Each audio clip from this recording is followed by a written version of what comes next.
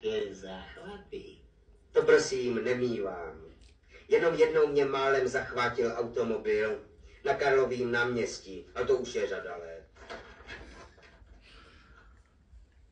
Ať žije, pánové, císař František Josef I.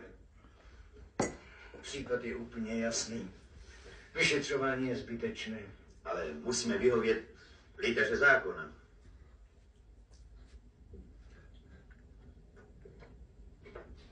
Dělejte 5 kroků.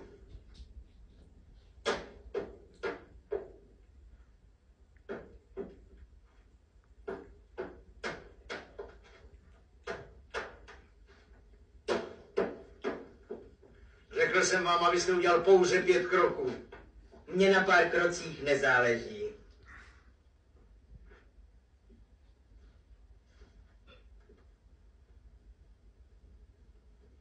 Já si nestěžoval, že by mi něco padlo do oka.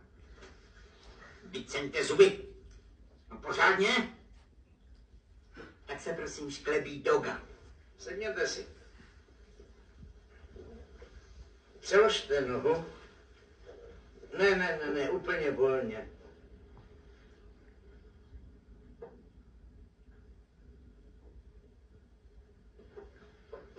Dovedl byste vypočítat průměr zeměkoule?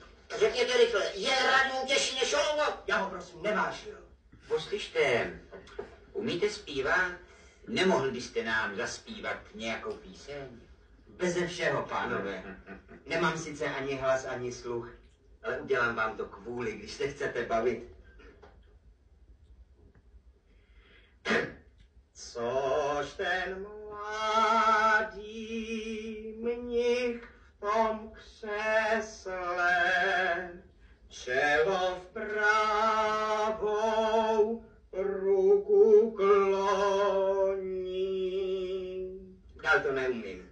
Ale ještě znám pár takových národních písniček, jako Zachovej nám, Hospodine, Když jsme táhli k Jaroměři, anebo 1000krát pozdravujeme tebe. Myslím, že to stačí.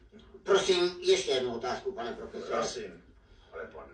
Ne, prosím, trvá na otázce. Řekněte mi, kolik je 12 897 krát 13 863? 729.